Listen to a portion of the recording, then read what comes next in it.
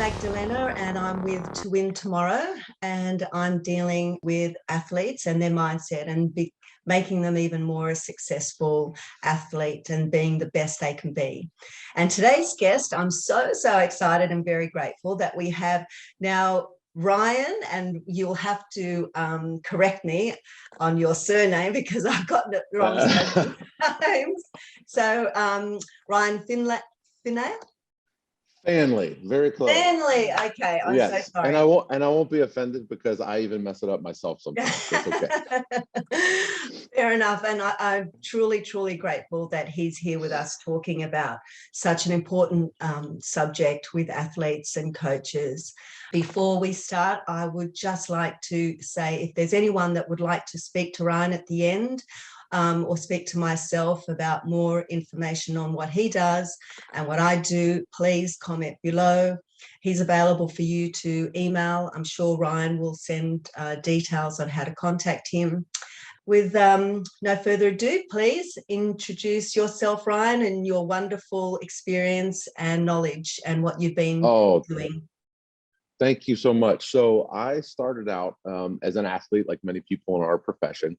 And I grew to the point where I enjoyed the training more than I enjoyed the sport themselves. And so that's how I knew I wanted to be a strength and conditioning coach. And that landed me. I worked here in the United States in the NCAA Division I, which is the highest level of collegiate athletics. And I got to work with some really fun athletes, like just some mind-blowing, talented, genetic freaks, just some incredible individuals. Yeah, just some unreal humans. And so I did that for several years, and that led me to Charles. I took courses from Charles Poliquin, who is kind of the godfather of so many things in the industry. And I began to work for him for a couple of years, and that's where I was fortunate enough to meet you. And so on one of those courses, thank you. So such a blessing to meet you, by the way. Oh, me as well. Yeah, and so I did that for a little while, and then I started working on my own, and now I'm just doing some consulting. So universities or teams will bring me in to kind of look at their strength and conditioning program as a whole and try to find the gaps, problem solve, if you will, and find new strategies for their athletes and for their coaches. A lot of times gyms will have me come in and train their trainers and coaches. I teach certification courses. I do a little bit of stretch therapy, and then I also do some online coaching, specifically a little bit with athletes. I have several athletes, but it's more for body composition and people wanting to gain muscle, lose body fat, things of that nature. So it's a little mixed bag, but it keeps it interesting. Absolutely. Keeps you on your toes. Yeah, no day of mine is the same, right? Like every day looks a little bit different, and I am blessed with that opportunity to do different things. So fabulous. And just tell me, so your array of athletes, what's been the background of the athletes you've been training? Yeah, very wide. So I've at the Division I level, we had 550 athletes for 2 strength coaches. So it was 21 different sports. So I had experience initially with American football, basketball, ice hockey, baseball, softball, track and field, synchronized swimming, if you will. Wow. Synchronized ice skating. So it's a lot of those backgrounds. And then from there, different levels. So I've had several athletes that were competing in the Olympic Games or training for the Olympic Games, all the way down to high school athletes and kind of everything in between. And so and some general population as well. So it's really kind of a wide variety. Keeps my job interesting. Everyone's a little different. Interesting and challenging, I'm sure. Yes, a lot of challenges, but you'd be surprised. A lot of the challenges that present themselves with the soccer mom trying to lose weight are the same challenges that present themselves to the high-performing athlete. So, some of the skills do transfer. Yes, I imagine. So just going to blend into with this question. So what is your definition of a successful athlete? Oh, wow, that is a good one. A successful athlete, I think, is one that maximizes their own genetic potential in a way that where they're able to utilize their own gifts to the best of their ability, and be able to honestly say they could not have done any better. Yeah. I think that in my opinion is success, because let's face it, everyone's genetically different. Everyone's teammates are different. You may be an amazing athlete with terrible coaches and a terrible team, and therefore you might not win. But that doesn't mean you haven't been a successful athlete. So I think it's maximizing your own gifts to the best of your ability, physically, mentally, all those things. Yeah. Yeah. And speaking of mentally, so even the successful athletes that, aspire to maybe getting a medal, but maybe not getting the medal, but they're successful in doing, as you say, the best they can possibly do.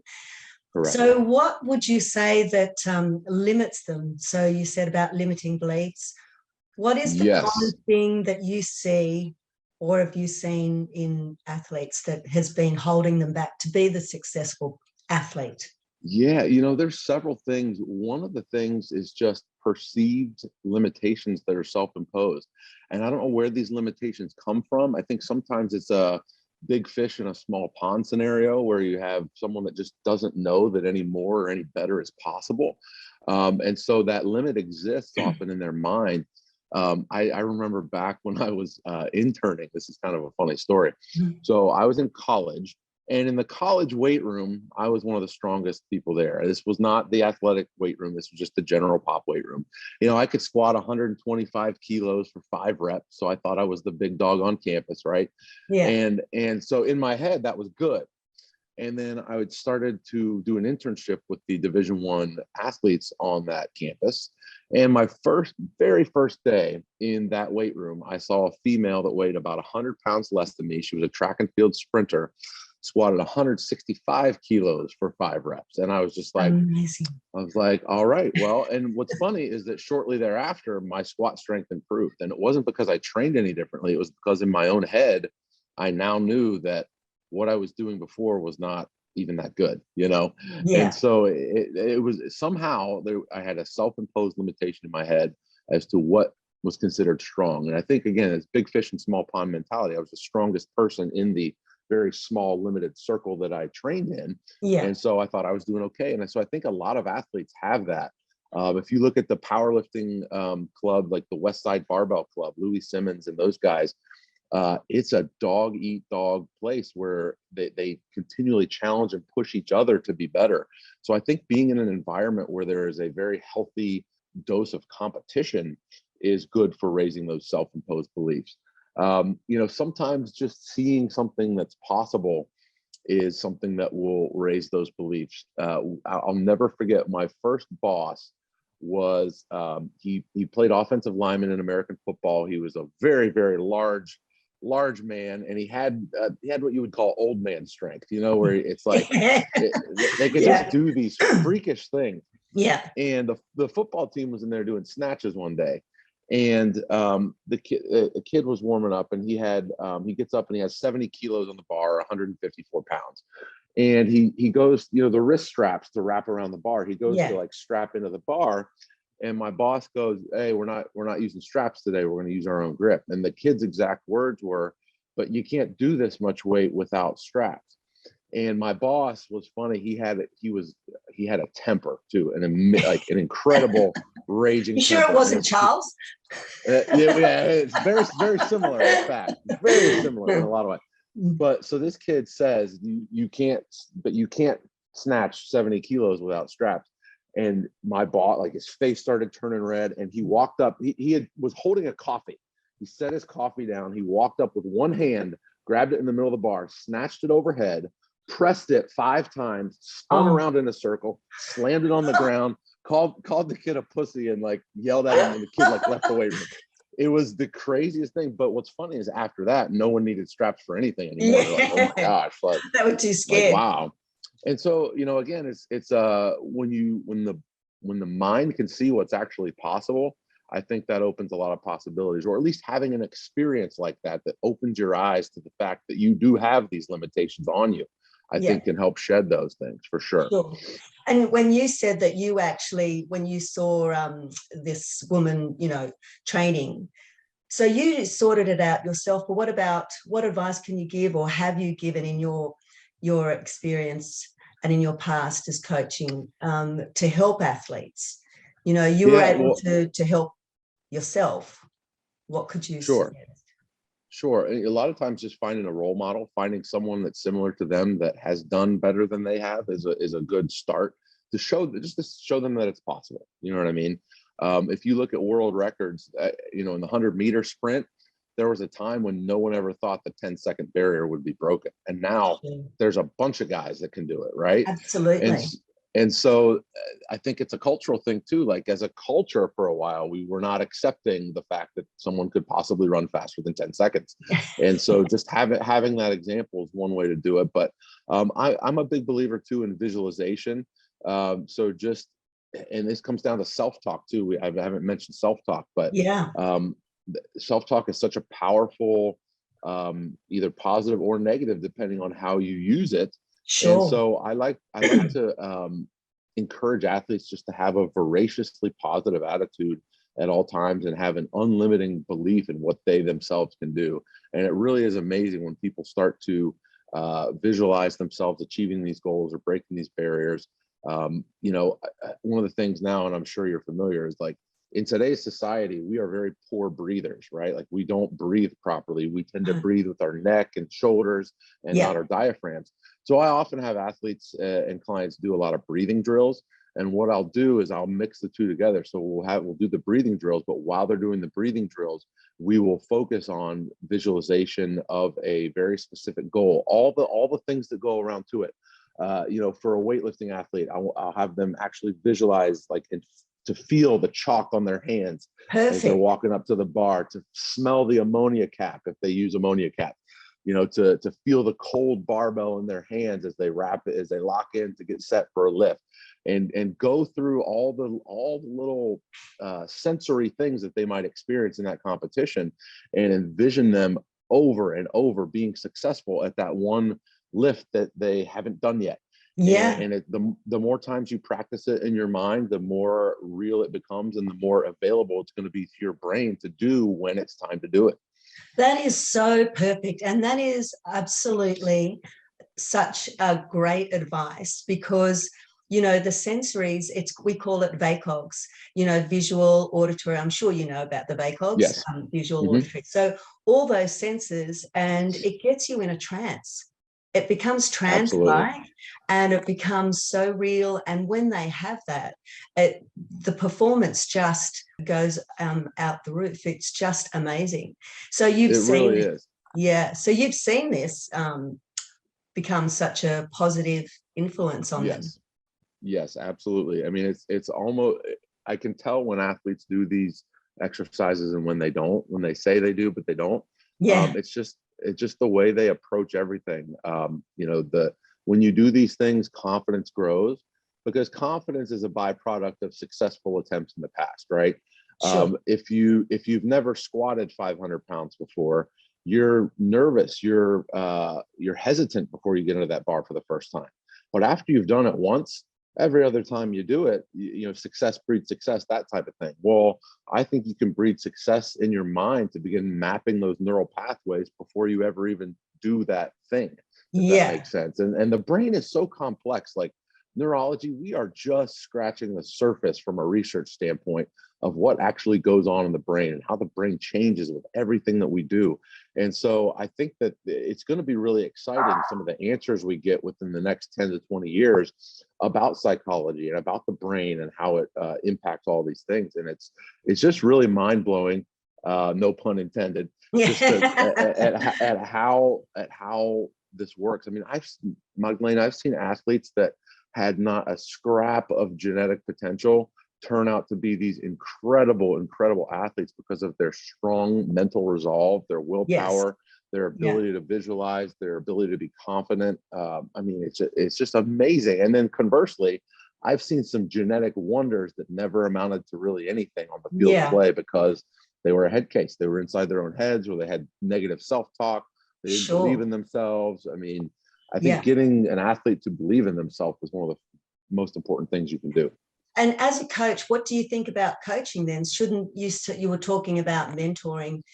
Would the coach be part of that? I mean, you've got the athletes. What about the coaching? The coaching may be thinking they're not good enough, or maybe they're not giving enough, you know, empathy, or you know, I know that they're not supposed to be the psychologist, but what about for themselves? What about for you as a coach? Yes, no, it's funny that you say that, because I make the comment all the time that I think every fitness coach, strength coach, or like sport coach should come with a psychology degree. Like you should have to have a psych degree before you're like, along with an exercise physiology degree or along with a nutrition degree to be able to coach these things, because it's such an integral part of the development of the athlete. It's like, if as an athlete, if your coach doesn't believe in you, that's going to be horrible, and you're not going to believe in yourself. Yeah. And so, but with that being said, every athlete is their own individual, and what drives and motivates one athlete may not be the same for others. You know, I had some athletes, when I think back, I had some athletes that were very, they needed a lot of validation. So you could say that words of affirmation would be their love language, right? Yeah. They needed to be told that they were doing a good job. Yeah. And when they received that feedback, they worked harder, they got a little bit better, they improved. And so it was kind of a continuing thing. There were other athletes, though, that only responded to very firm, like, hey, that wasn't good enough. You can be better. You're better than that. Yeah. And they needed that type of reinforcement and that type of feedback to improve. So a lot of it was just kind of hacking the psychology of the individual athlete. What do they need at that time? What do you need to draw out of them to maximize their performance? Yes. And so, you know, I coach little girls soccer. My daughter's 6. She's adorable. I know, she's gorgeous. Yeah, thank you. So she played soccer this year. So I coach soccer. Now, mind you, I know very little about the sport of soccer, but at 6 years old, it's just about showing up, having fun, having fun. Exactly. But it was interesting, even at that age, I could start to isolate which girls really needed to, you know, some girls, there was one girl on the team, she just needed a hug at the start of every practice. That's literally all she needed, and she'd have the best practice ever, you know, and other girls needed to, you know, some girls I would tell them a joke to get them to relax and calm down and like feel good out on the field. Yeah. Some girls, this sounds ridiculous, but some girls I would stop practice and say, all right, ladies, it's time for a cartwheel break. And they would do a couple cartwheels around the field, and then we would come back in. And that's because, you know, some of them would be overthinking. You would be coaching them about the sport of soccer, and you could just see them trying to grab the complexity. And they were too much inside their heads. Like, okay, let's do some cartwheels and we'll come back to it. And so that transferred to athletes? Like, don't you think that? Oh, yeah. Yes, 100%. Overthinking, crippling perfectionism is something that I think hampers a lot of us. And I think, honestly, today's world, I think it's much worse than it used to be, simply because of social media and the access we have to other people's lives. When your athlete logs into Instagram to look at other athletes in their sport, they are immediately comparing themselves to the other athlete's personal highlight reel. And doing that repeatedly and comparing yourself is a very dangerous game. And I think a lot of people are falling prey to that, especially today, even more so than in the past. And it's hampering those things. So yeah, I'm very cautious about things like that with clients and athletes. It's like, and especially in the body composition world too, as you know. Absolutely. I mean, I don't do so much anymore, but I used to work with bikini girls and bodybuilders and physique competitors and all that. And it's really mind blowing. I can't tell you how many girls, females or males, that I've worked with that have graced the covers of magazines that absolutely hated their own bodies. And it's such a sad thing, but it's all due to like comparing themselves to everyone else. And you can't be, you know, you can only be you, right? Yeah, 100. And they'll never be happy.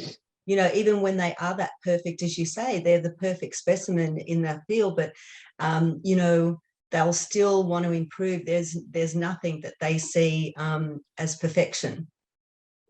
Right. So it's hard. Yeah. I mean, it's a fine balance that there's a degree of accepting who you are. And there's also I think there's a balance. It's like the yin and the yang. You have to be able to accept who you are, but you also have to have a growth mindset. We can always improve and we can always get better, but when it comes down to how you look and your own visual aesthetics, it's a dangerous game. So that's kind of why I got out of that game a little bit. I mean, I still do it occasionally. I just don't enjoy it anymore. Yeah. Well, you've got your other challenges like your daughter's soccer. Exactly. Yeah, no doubt. So with that emotional, so do you saying all of the emotions that you've seen, do you have, you know, going to the extreme where the athlete is so confident and he's so confident about himself, can that be their detriment as well? that they Oh become yeah. so overly confident they don't need to listen to, coaches. They don't need to go to training. They just have this, so-called genetic, attribute. They don't need to have that. What have you seen? Yeah. Yes, I've seen quite a bit of that. That was ironically enough, that a lot of people would be, when they would find out I was a Division I strength coach, they'd be like, "Oh, that must be amazing, like working with football players." And I'm like, actually, football was tough because it's a bunch of 19-year-old high testosterone males that think they know everything. Yeah. And it's true, not all of them like that, but occasionally we would have a player that was just so darn cocky they couldn't be coached. They weren't good teammates. It was way beyond the level of confidence. It was actually arrogance, and that actually hampered them. I was actually just telling a story to a friend this morning of one such guy. It actually ended up costing him quite a bit, his confidence, or arrogance, I should say. But we had, I live in Ohio, and the weather in Ohio is horrendous for a lot of the year. Like the winters, it's rainy, slushy, and so for early football off-season training, we had to train inside for the most of the time. And at the time, we did not have an indoor arena. We had the weight room, and then we had a couple high-speed treadmills that we would do sprint work on. So like I'm talking the ones that like 25-degree incline grade, like up to 25 miles per hour, which is super freaking fast.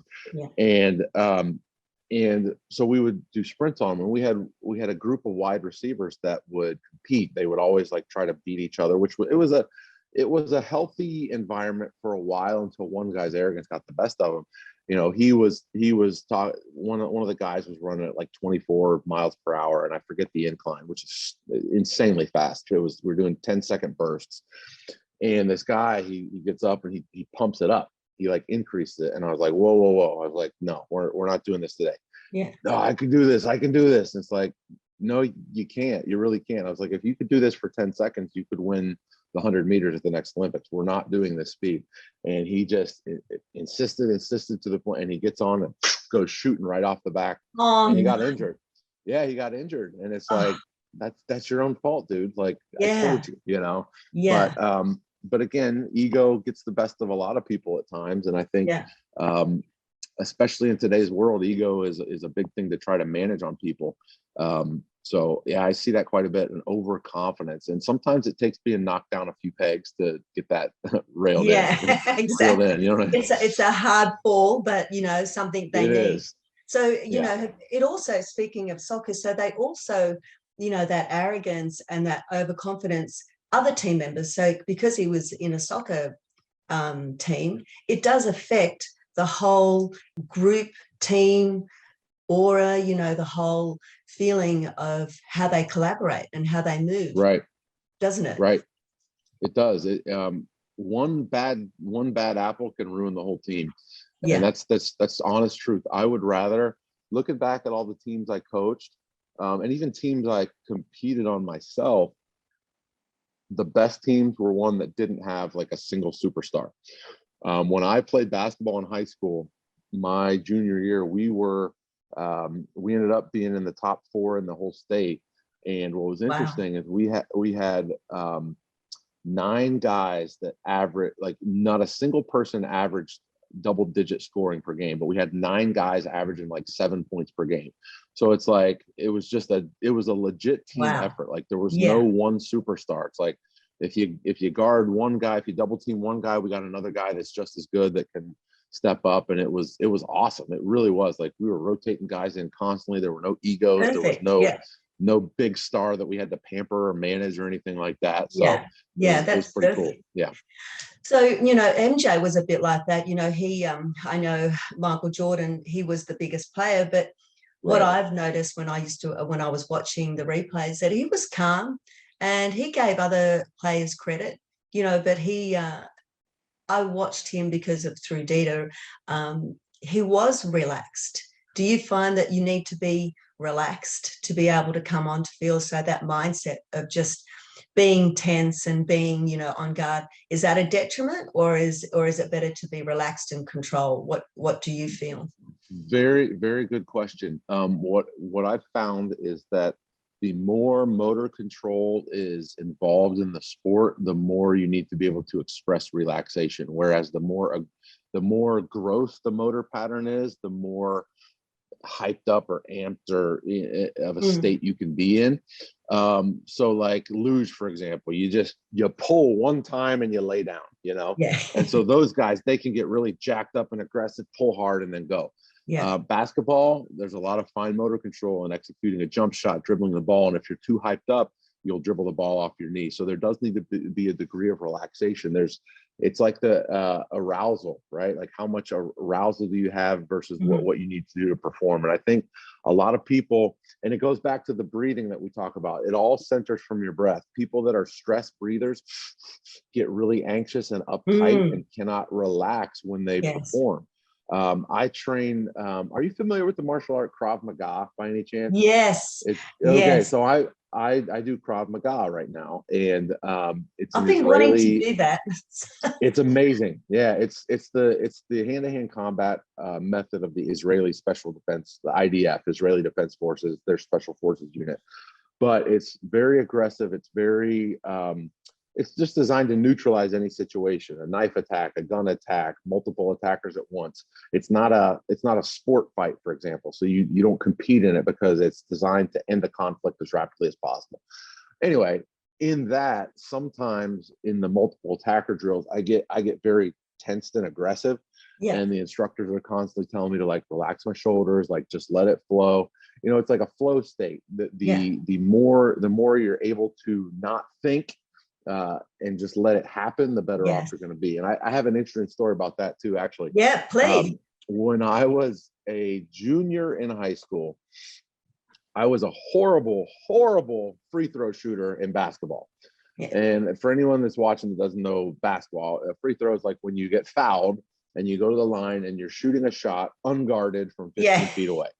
And what's interesting is when you're just hanging out with friends and you're shooting free throws, you make every single one of them. It's an easy shot. It's from an easy distance. You just do it. It just goes in all the time. But in the pressure of a game situation, when you've got a scoreboard, when you've got fans watching, when you've got the other team there, it's very different. And so my junior year, I only made 63% of my free throws. So other teams that scouted our team knew that they could foul me, and there was a good chance I would miss.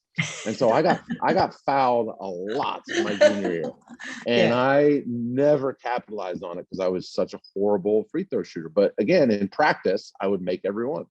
Yeah. And my coach, he goes, you need to read this book. And he hands me a book, and the book's title is literally Make Every Free Throw. And I'm like, okay, great. I wanted to get better. So it's like, all right, fine, let's check this out. And I read the book, and it had nothing to do with the mechanics of shooting a free throw or how to shoot. It was all about the psychology surrounding free throws. And what the guy's main point is when you're just messing around with your friends shooting, when you go to shoot that free throw, your brain is empty. There's nothing in there. You're in a flow state. It just happens. You're expressing that pattern that your body has rehearsed thousands of times, and you make every one. When you get in a game situation, things start entering your head like, oh my gosh, we're only down one. I really need to make this. Or oh, my mom's over, my grandma are in the stands. They're going to be disappointed if I miss this shot. Or like, oh, all these things in your head. So the whole book, in a nutshell, was just about creating a routine for yourself every time you stepped up to the line that cleared your mind. And so for me, all it was the ref would hand me the ball. I would look at the inflation hole where you actually pump the ball up. I would look at it and try to envision myself like all my thoughts going in through that hole and into the ball. Like, so then my brain was empty, and I would just stare at the ball for like 2 seconds. Yeah. Then I would take 2 dribbles. And while I was dribbling, I would say MT, like empty. Yeah. And that was just to reinforce that my head is empty. There's nothing in my head, empty. And then I would just look up and shoot, and it became the routine. So my senior year, I shot 93% from the line. Amazing. So I went from 65 to 93 just from reading a book. I did not change the mechanics of my free throw. I changed the psychology of my free throw. And then the scouting report was, do not foul this guy because he will make it all the time. Yeah. And so it's, what amazing transformation. Yeah. That's amazing. Yeah. but again, it goes down to the power of the brain. And so that was just an illustration of an exercise. And this is why I say that every coach everyone that has a license to coach should have a psychology degree as well, because all it was a simple psychological exercise to put my brain in the right position to be able to make a free throw. And I think so many athletes would benefit from just a little exercise that helps them, get in the zone. And I think, athletes too, and this goes back to ego, as you're talking about, people for whatever reason are afraid to go see a psychologist. And there's just a stigma around it. Right. Yeah, 100%.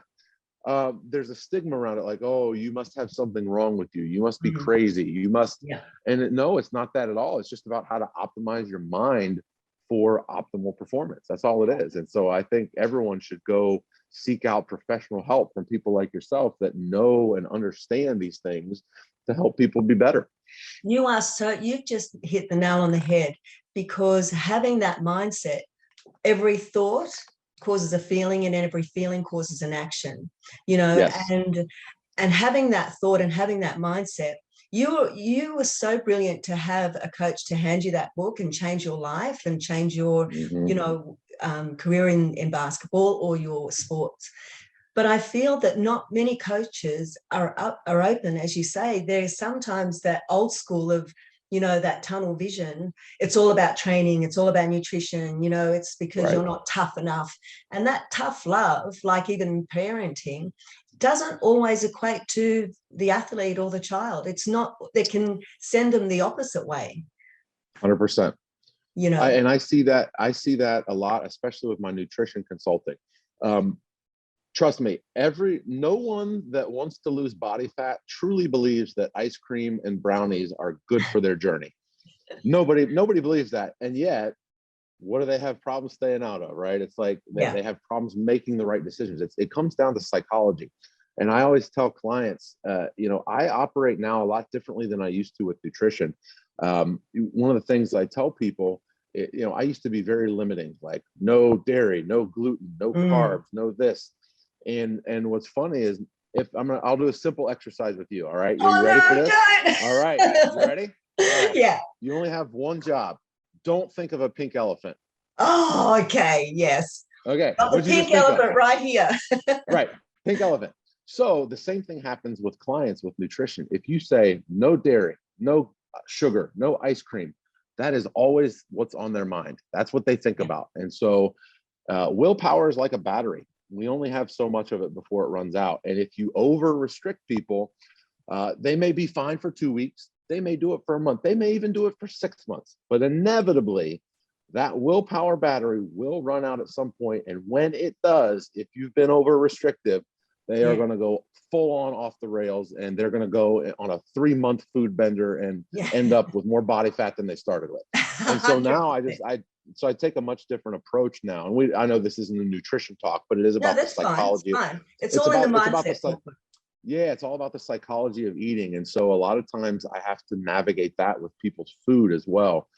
Some people, I had one client, this is hilarious. Like, she was a fat loss client, and it wasn't overly restrictive, but I did try to limit her sugar a little bit, and she just wasn't getting results. And I said, what's going on from your perspective? What is it? She goes, Ryan, she goes, my favorite food in the world is jelly beans. And she's like, I've been trying to not eat sugar, and it makes me sad, and I want jelly beans, and all that. So it's like, all right, here's what we're going to do. I was like, every day after your workout, I want you to have half a cup of jelly beans. And knowing, from the physiology side, after your workout, your glucose receptors in the muscle cells are at the cell wall. So it basically takes all those carbs and puts them right into the muscle. No problem, right? So I was like, I'm going to give her that thing that she is really needing and wanting in her life. And I'm going to put it at a time when it's not going to negatively impact her on her journey towards her goals. And what's funny is we did that, just half cup of jelly beans right after the workout. And she started dropping body fat like crazy. Wow. Because there was no other psychological hurdle for her. I didn't take anything away from her at that point. It was like she could have her favorite thing. She just had to have it after her workout at this specific time. And so it really removed the entire stigma from dieting for her, and it became a lifestyle. And to this day, she's now lean and she still has her half a cup of jelly beans after the workout. Like, Exactly. but the rest of the day eats her fruits, vegetables, lean proteins. Like, Yeah. it's so every client kind of has that, has a hack that works for them. And so what I think for me personally is I'm a problem solver. I try to figure out and determine what each client or athlete needs to maximize their own performance based on their own self-imposed limitations, their perceived limitations, Yeah. what their genetics are, what God's blessed them with and whatnot. So Yeah. And yeah, that is perfect. And, you found that when you take something away there, you can place it somewhere else just in the right area. right. There's a right time and a place for everything. With all that you've said about how you've come about to change your client's life, your athlete's life, yourself, could you have done it? And because it was on a conscious level, do you think that you would have gotten quicker results tapping that unconscious level? So I'm sure you know Oh, about the conscious level and the unconscious level. yes. Yes. I'll be brutally honest. I think I could have gotten better results, but I am not even well versed enough to understand how to manipulate the unconscious level. That's Yeah. why I need you. That's why I need to refer Yeah, people to you. 100%. Yeah. Yeah. So, when you gave that example about the ball, I mean, that is a perfect example of tapping into that unconscious mind. Consciously, you're getting yourself primed up, but unconsciously, you're giving yourself that self-talk, that positive talk to just relax. But not every person, athlete, coach can have that patience with that themselves, or the Sure. understanding to go on a conscious level. So what do you think, if you had tapped into that unconscious level? Yeah, I think honestly it would be huge because I think it's like, I know when I talk about the flow state, that's kind of what I mean, is that unconscious level. I just didn't have the wording for it. But I think when you see athletes that perform at their best, that's the state that they're operating in. They're not thinking. The thinking is done off the field, right? The Yeah. thinking should be done when you're studying film. The thinking should be done when you're doing drills and trying to, like, fine tune your motor programs. But once you step on the field, it needs to be an unconscious competency type of thing. There's Yeah. obviously the various stages. You have conscious incompetent, where someone sucks at doing something and they know that they can't do it, right? and, then you have conscious competence, where they can do it, but they really have to think about it. Yeah. And then ideally you progress them to the point where they're unconscious competent, where they can do it really well without even thinking about it. And that's Thinking. Yeah. where, rehearsing the motor patterns over and over again, practicing and the visualization drills help you get there to a huge point as well. I think that's a huge area that I think, what I'm seeing more and more of now is a lot of bigger schools are starting to tap into that. Some of the smaller universities aren't as much, but a lot of the bigger schools now are bringing in hypnotherapists and bringing in psychologists to do these drills to try to access that degree of mental state, that flow state. Yeah. And speaking of mental health, because of these, like I was speaking to a coach the other day, and I was able to help one of his players. And one of his players was always tense on the court. So, I was able to help him. When you touch the ball and the basketball, you'll just be smiling, you'll be relaxed, you'll be in flow, you'll just, he had his own words. So implementing those words that he resonates with on an unconscious level, he just played brilliantly, got his That's amazing. shots, and just every time he put his foot on the line of the court, he got into that zone. And it is getting into that zone, and athletes do get into that zone when they can tap into it, when they're consciously knowledgeable of that.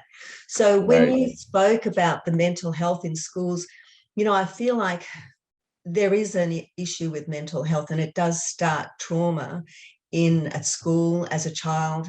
And have you seen that all, mental health happening? Yes.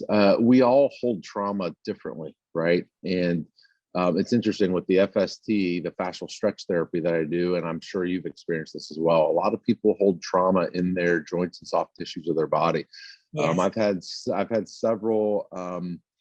Been very sad, but I've had several therapy sessions where I was just working on somebody that had a hip that was locked up or something, And after a few minutes of working and I get the hip release, they'll just start crying on the table and then share a story of how they were raped in college or, whatever it may be. I've had a couple instances like that where it just kind of came out. And that boils down to mental health and how we deal with and how we suppress trauma. And then, it's a tough world we live in these days. You know It what I mean? is. And It's social getting media, even more again, challenging with it COVID. is. I keep going back to social media, but my goodness, comparison is the thief of joy. And when you're looking at someone else's highlight reel all the time, oftentimes it puts you in a really negative mental state. And also not to mention the impact of the way we view this media, the impact of that on our brain. The brain is not meant to swipe through something every 2 seconds, right? It's overstimulating. And now we have kids with ADHD, and they may not have even had that before, but because when they're watching TV, the screen cuts on average every 3.5 seconds. And then when you're on social media, they're changing every second the feed. And so when your brain is consumed by these things, you lose ability to focus, and that creates anxiety as well.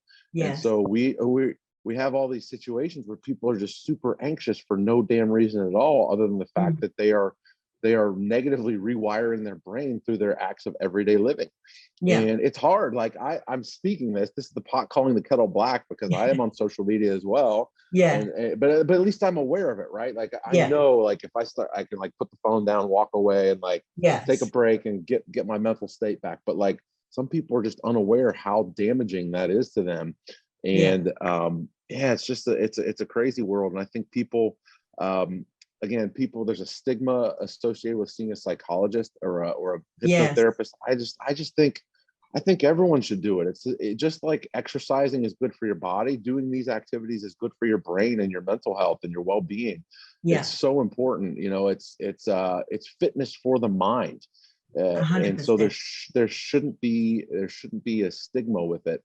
I don't know if you knew this or not, but I had a younger sister that passed away in 2010 from depression. It was a suicide because she was depressed, was not getting the help she needed, and she was very much a giver. She gave so much to others that there was nothing left for her. And I just can't help but think that, like, if she had been going to someone just to talk once a week, or to see a hypnotherapist to deal with those issues, I can't help but think she wouldn't still be here, And so exactly. But we're using this platform to reach out to those people, and this is why it's so important. And I'm so grateful that you got firsthand that you can tap into those people saying that they're not alone, right?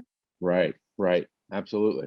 Absolutely. We all need work, right? Like, and athletes have this mindset though, Ryan. Don't you feel that they're strong? They don't need that. And this is why it's so important for me, because they can help. It's not going to make them weaker. It's not going to make them belittle because they're seeking help or they're going to the coach. But I find we have to tackle both the coaches and the athletes, because the coach will say, you don't need that. You'll be fine. And then you need the athlete to, know that they can approach someone. Yeah. In fact, I think I'm going to argue that not seeing someone is more of a sign of weakness than seeing someone, because by not seeing someone, you're protecting your own ego. Is really all it is. There's no other reason. If you're struggling with something or need something, it's like, you're just protecting your own ego by saying, "Oh, I'm fine." It's you're lying to yourself. You're not having the ability to be honest with yourself. And so I see nothing but strength when I see people that reach out for help, to be honest. True. So true. Yeah, because it's hard, right? It's hard. It forces you to admit to something that you need help. And that's hard for people to do, especially us males, for some reason. I don't know why. We're the worst. I don't know, maybe that muscle mass that you carry all the time. I don't know, something. So well, it's been amazing. And you have helped so many other trainers out there and other coaches and athletes, and just the public out there of your awareness of what you do and how you've evolved as a coach, and how you're evolving with your clients. And I'm very, very grateful. And if you don't mind, I'd really love to have you again at some point. If That'd be great. I would love I it. can Let's do talk it. to you all day, Ryan. Oh, thank you. Same to you. Yeah, it's been wonderful. And just to the audience, please, if you want to get hold of Ryan, he's an amazing, amazing coach. And he knows so much with experience that you've heard today. So please just DM or contact Ryan. Ryan, do you want to give any details of where people can contact you? Yes, absolutely. So I have an email account, one-on-one high-level coaching @gmail.com. And that's the number one-on-one. That's an email account. You can follow me on Instagram. It's just Ryan Faehnle, Faehnle, all one run-on thing. So you can follow me there. And I respond to all DMs that I get. So. Okay, perfect. Yep. And he does, trust me. He replies to me all the time. I'm sure I bug him all the time. So thank you for joining 2win2moro, and I hope to see you on the next podcast. Bye. Thank you.